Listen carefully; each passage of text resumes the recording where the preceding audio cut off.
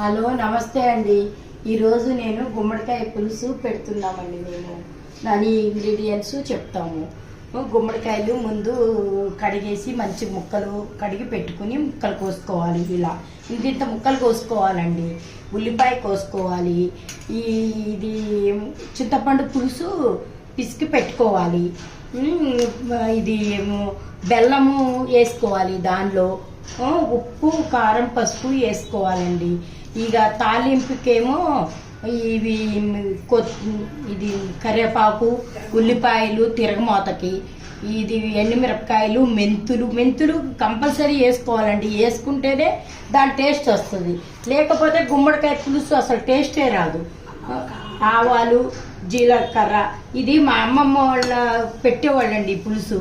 అప్పటి నుంచి మేము అలాగే పెట్టుకుంటాము.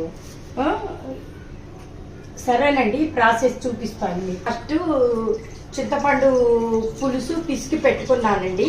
అది పోసేయాలండి. తగినంత నీళ్లు పోసుకోవాలండి పులుసులో.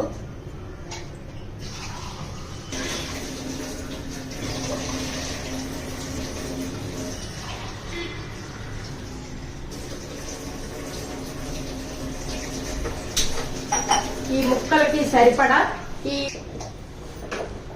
పెళ్లి చేసుకున్న వాళ్ళ కోసం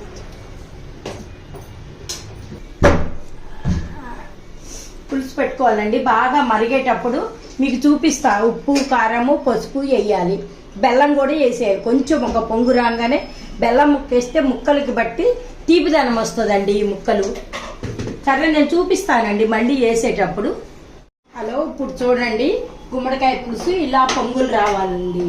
పొంగులు వచ్చిన తర్వాత ఇది బెల్లం వేసుకోవాలండి. చూసుకుని తీపి ఎక్కువ తినేవాళ్ళు మేము కొంచెం ఎక్కువ తింటామండి. ఎక్కువ తినేవాళ్ళు ఎక్కువ వేసుకోవచ్చు, తక్కువగా తినేవాళ్ళు కాదే. గుమ్మడికాయ పులుసుకి తీపి ధనం ఉంటేనే ఇది బాగుంటుంది, లేకపోతే బాగోదండి. ఇగో ఉప్పు ఈ రోజుల్లో ఈ గల్లుప్పు మంచిది అంటున్నారు కదండి, రాక్ సాల్ట్ అది తెప్పించామండి మేము. అది వేసుకుంటాము. రాక్ సాల్ట్ కొంచెము, పసుపు, ఇది కారము వేసేస్తే ముక్క ఉడకదు అని మీరు అనుకోవద్దు. ఇవన్నీ వేసేసినా ముక్క ఉడికిపోతుందండి. ముక్క ఉడికిన తర్వాత వేరే ప్రాసెస్ ఉంటుంది, మీకు చూపిస్తామండి. ఈ రోజులు ఇదేగా గుమ్మడికాయ పులుసు మాకు రాదా చూపిస్తున్నారా అని అనుకోవచ్చు. ఇప్పుడు గుమ్మడికాయ హెల్త్కు చాలా మంచిది అని అంటున్నారు. చిన్న పిల్లల దగ్గర నుంచి తినిపియాలంటున్నారండి. కొందరు తెలిసిన వాళ్ళు ఉంటారు, తెలవని వాళ్ళు ఉంటారు. కొందరు కొత్త పెళ్ళైన వాళ్ళు ఉంటారు. వాళ్ళు పెట్టుకోవాలనుకుంటే పెట్టుకోవచ్చు. ఇలా అందుకోసం మేము చూపిస్తున్నామండి. హలో, పులుసు మరిగిందండి. ముక్క కూడా మెత్తగా అయిపోయింది. ఇప్పుడు కొంచెం చిక్కదనం కోసము బీప్ పిండి వేయాలండి కంపల్సరీ. బీప్ పిండి వేస్తేనే ఆ చిక్కదనం వస్తుంది పులుసులో. వేసి 2 స్పూన్ల బీప్ పిండి నీళ్ళలో కలిపేసేసి పోసేసి కలపాలండి. ఇక ఇది ప్రాసెస్. కొంచెం మరిగిన తర్వాత తాలింపు పెడతానండి. అప్పుడు మీరు చూద్దురు.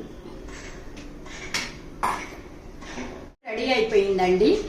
మరిగిపోయి మంచిగా చిక్కదనం వచ్చేసింది. ఇప్పుడు మనము తాలింపు పెట్టుకోవాలి. ఈ తాలింపులోనే టేస్ట్ బాగా ఉంటుందండి. అంటే కొంచెము నెయ్యి కూడా వేయాలండి. మా అమ్మమ్మ వాళ్ళు అసలు నెయ్యితోనే తాలింపు పెడతారు, కానీ ఇప్పుడు మన వాళ్ళు పిల్లలు నెయ్యి అట్లా ఇట్లా అంటున్నారు కదండి. అందుకోసం సగం అది సగం ఇది వేస్తున్నానండి నేను.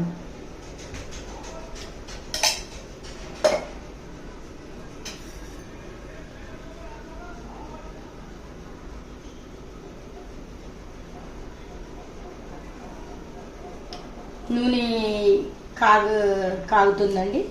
నూనె కాగిన తర్వాత మనం ఫస్ట్ మెంతులు వేసుకోవాలండి. మెంతులు రెడ్ కలర్ వస్తేనే దీనికి సువాసన వచ్చి పులుసుకి చాలా టేస్ట్ ఉంటుందండి.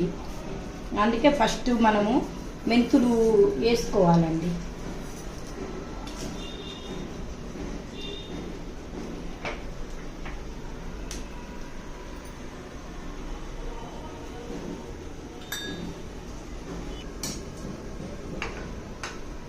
మెంతులు కొంచెము రెడ్ కలర్ వచ్చిన తర్వాత లైట్గా అప్పుడు మిరపకాయలు వేసుకోవాలండి. ఎండుమిరపకాయలు గిల్లేసి వేసుకోవాలి, ఒక 4-5.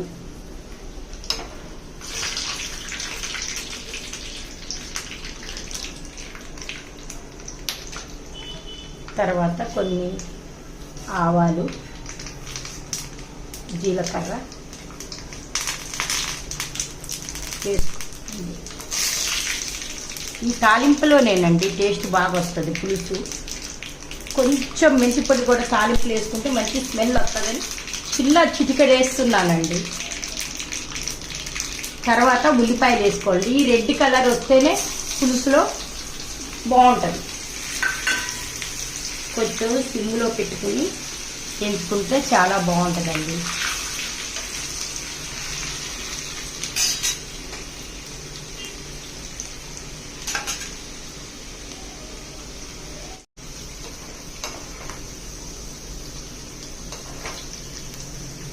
ఈ పులుసు అండి మా కోడలకి చాలా ఇష్టం అండి.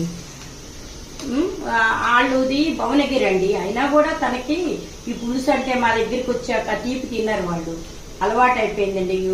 గిన్నెలో పెట్టుకుని కూడా తింటది, చిరుతిళ్ళు లాగా బాగున్నదా అత్తయ్య అని.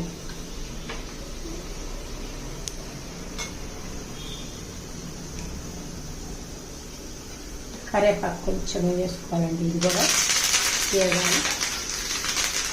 కొంచెము ఉల్లిపాయ ఇలా రెడ్ కలర్ రావాలండి, బ్రౌనిష్ కలర్ వస్తే చాలా బాగుంటుందండి పులుసులో.